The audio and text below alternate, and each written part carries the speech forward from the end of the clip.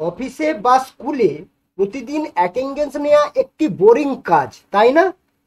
প্রতিদিন manual serial number লেখা, present absent mark করা, আর মাস শেষে আলাদা করে মোট উপস্থিতি গণনা করা সময় নষ্ট।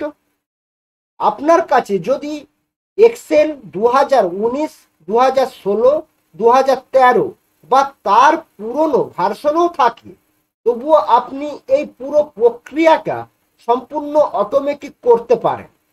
আমরা এখানে কোনো জটিল অ্যাডভান্স ফর্মুলা নয়, বরং বেসিক ইফ এবং রো ফর্মুলার এমন ম্যাজিক দেখব যা অন্য কোথাও পাননি। আজকের ভিডিওতে সেই দুটি ম্যাজিক ফর্মুলা ইফ, রো এবং কাউন্ট ইফের এমন ব্যবহার দেখব যার মাধ্যমে আপনার সাধারণ শিটটি স্মার্ট ও ডাইনামিক হয়ে উঠবে। চলুন দেখি কিভাবে করা যায়। স্বাগতম। আমার কাছে একটি সাধারণ ডেটা সেট আছে। স্টুডেন্ট নেম আছে, সিরিয়াল নম্বর আছে, ডে 1 আছে, day 2, day 3, day 4, day 5, day 6, day 7, day 8। তারপরে আছে টোটাল প্রেজেন্ট, টোটাল অ্যাবসেন্ট আর অ্যাটেন্ডেন্স পার্সেন্টেজ। আমরা এই সবগুলো ফর্মুলার সাহায্যে বের করব এবং ডাইনামিক অ্যাটেন্ডেন্স শিট তৈরি করব। তো প্রথমে আমরা ডাইনামিক সিরিয়াল নম্বর কিভাবে তৈরি করা সম্ভব সেটা দেখব। সাধারণভাবে সিরিয়াল নম্বর লিখতে গেলে এক লিখে ড্রাগ করতে হয়, কিন্তু আমরা চাই নাম লিখলেই সিরিয়াল নম্বর নিজে থেকেই তৈরি হবে। যদি কোনো নাম না লেখা হয় তাহলে যেন সিরিয়াল নম্বর ঘরটি ফাঁকা থাকে। চলুন দেখা যাক। আমি B2 সেল সিলেক্ট করলাম, is equal to if bracket open A2 is equal to double quotation comma double quotation comma row bracket open bracket close minus row bracket open bracket close bracket open, আর A1 cell lock করব, bracket close করব, ইফের bracket close করব, enter দাও। দেখুন এখানে এই ফর্মুলাকে সম্পর্কে আমরা একটু বুঝেন। If A2 is equal to double quotation double quotation, এটার মানে কি? এটি হলো আমাদের শর্ত। এর মানে হলো যদি A2 সেলটি ফাঁকা হয় তাহলে B2 সেলটিও ফাঁকা থাকবে। এটি ডাইনামিক করার মূল চাবিকাঠি। আর রো রো ফর্মুলা কাজ কি? এই ফর্মুলাটি বর্তমানে আমরা যে সেলে আছি তার রো নম্বর দেখায়। যেমন আমরা B2-তে আছি, সেই জন্য দেখুন B2 নাম্বার দিয়েছে। এই সেলের নাম হচ্ছে B2, rho number 2, column number B, ওই জন্য B2 দিয়েছে। তাহলে রো নাম্বার কত? 2-তে আমরা রয়েছি। এরপর row bracket open A1 lock bracket close. এর মানেটা কি? এটি A1 সেলের রো নম্বর দেখায় 1, মানে আমরা A1 কে লক করে দিয়েছি। যেমন ধরুন আমরা এখানে যদি is equal to row bracket open bracket close enter দাবাই, দেখুন 2 আসছে। এই 2 এর সঙ্গে -1, এই যে রো 1 মাইনাস হচ্ছে, যার ফলে আমার সিরিয়াল নম্বর 1 আসছে। এরপরে রো মাইনাস রো, এটার অর্থ কি? না, 2 থেকে -1 করলে 1 আসে। আবার দেখুন যখন আপনি এটি নিচের দিকে ড্রাগ করবেন তখন 3 - 1 is equal two 2, 4 - 1 is equal two 3। এভাবে অটোমেটিক সিরিয়াল নম্বর তৈরি হতে থাকবে। এবার আমি B2 সেলের ফর্মুলাটি নিচের দিকে ড্রাগ করে নিচ্ছি। দেখুন নাম লিখলেই সিরিয়াল নম্বর আসছে, আর নাম না থাকলে ঘর ফাঁকা থাকবে। তো এখানে আমি নাম লিখে নিচ্ছি, রাম পাল, এন্টার।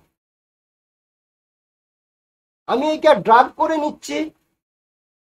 দেখুন আমার অটোমেটিক সিরিয়াল নম্বর চলে এসেছে। এখন যদি আমি এখানে কোনো একটা নাম ডিলিট করে দিই, দেখুন আমার শর্ত অনুযায়ী A4 রো ফাঁকা থাকলে B4 ফাঁকা থাকবে।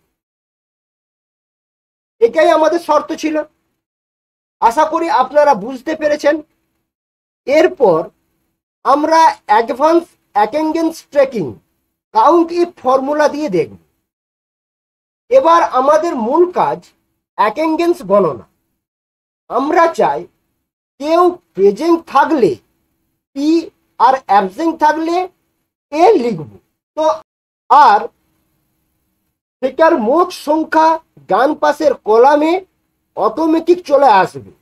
এখানে আমাদের দরকার সবচেয়ে জনপ্রিয় ও পুরনো ভার্সনেও কাজ করা ফর্মুলা কাউন্টিং। তো চলুন দেখা যাক। তো প্রথমে টোটাল প্রেজেন্টের সেলে ক্লিক করে is equal to countif bracket open C2 থেকে J2 select comma double quotation P double quotation bracket close enter. দেখুন এখানে কাউন্ট কিপে নিয়েছি আমরা, আর C2 থেকে J2 নিয়েছি। এর মানেটা কি? এই ফর্মুলাটি C2 থেকে J2 রেঞ্জের মধ্যে কতবার পি লেখা আছে তা গণনা করে দেয়। এটাই হলো টোটাল প্রেজেন্ট। আমার এই C2 থেকে J2 মধ্যে যতগুলো পি আছে তার টোটাল হচ্ছে 5। দেখুন 1 2 3 4 5। এরপরে আমরা টোটাল অ্যাবসেন্ট দেই is equal to count if C2 থেকে J2 bracket comma double quotation A double quotation bracket close enter. এই ফর্মুলাটাও একইভাবে এ গণনা করে টোটাল অ্যাবসেন্ট বের করে দিয়েছে। এবার এই দুটো ফর্মুলা নিচের দিকে ড্রাগ করে নেব।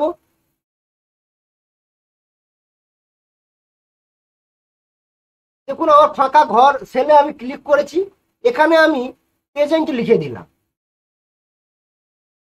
দিয়ে এখানে দেখুন 5 আছে আর 2 আছে, এন্টার দাবালাম। দেখুন এখানে 6 হয়ে গেছে। আবার যদি আমি এখানে পি লিখে দিই, এন্টার দাবাই, দেখুন এটা 5 হয়ে গেছে।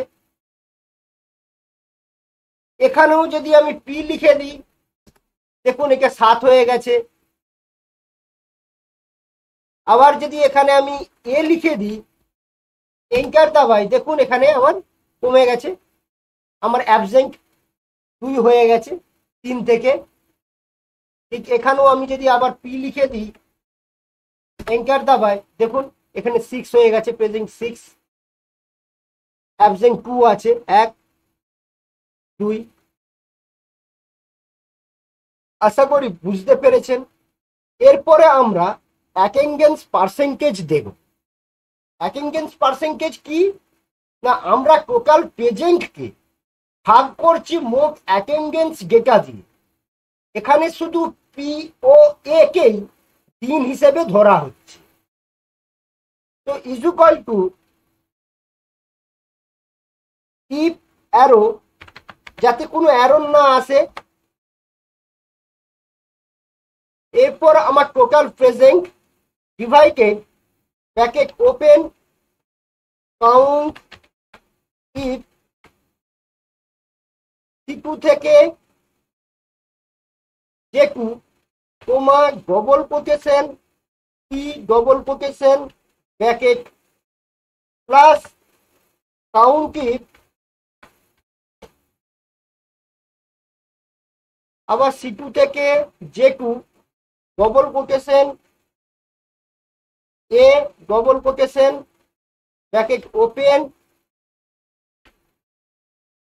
কোমা ইফ অ্যারোর জন্য আমরা ডবল কোটেশন দিয়ে ব্র্যাকেট ক্লোজ করে এন্টার দেওয়া।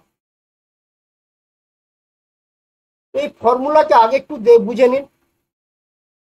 তো আমাদের কি বলা হয়েছে, প্রথমে টোটাল প্রেজেন্টকে ভাগ করছি মোট অ্যাটেন্ডেন্স দিয়ে। এরপর আমি যদি নিচে ড্রাগ করে নিই, দেখুন সুন্দর আমার পার্সেন্টেজ বেরিয়ে গেছে। এরপর বোনাস হিসেবে কন্ডিশনাল ফরম্যাটিং আমরা দেখে নেব। তো এখানে সবার প্রথমে আমরা ডেটা সিলেক্ট করে নেব, হোম ট্যাবে যাব, কন্ডিশনাল ফরম্যাটিং এ ক্লিক করব, হাইলাইট সেলে রুলে যাব, দিয়ে ইকুয়াল টু তে ক্লিক করব। দিয়ে এখানে যারা অ্যাবসেন্ট সেই সেলগুলো লাল কালারে আমি হাইলাইট করতে চাইছি, তো আমরা এ লিখে দেব, দিয়ে ওকে করে দেব। দেখুন বন্ধুরা, আমার যারা অ্যাবসেন্ট সেই সেলগুলোই কেবলমাত্র হাইলাইট হয়েছে। আপনার অ্যাটেন্ডেন্স শিট পুরোপুরি ডাইনামিক ও প্রফেশনাল। তাহলে দেখলেন তো কিভাবে এক্সেলের বেসিক ফর্মুলা যেমন ইফ, রো এবং কাউন্ট ইফ ব্যবহার করে একটি সাধারণ শিটকে ডাইনামিক অ্যাটেন্ডেন্স শিটে পরিণত করা যায়। ভিডিওটি ভালো লাগলে একটি লাইক করে দিন, আর এক্সেলের এমন আরও অ্যাডভান্স ট্রিক শিখতে চ্যানেলটি সাবস্ক্রাইব করতে ভুলবেন না। দেখা হচ্ছে পরের ভিডিওতে। ধন্যবাদ।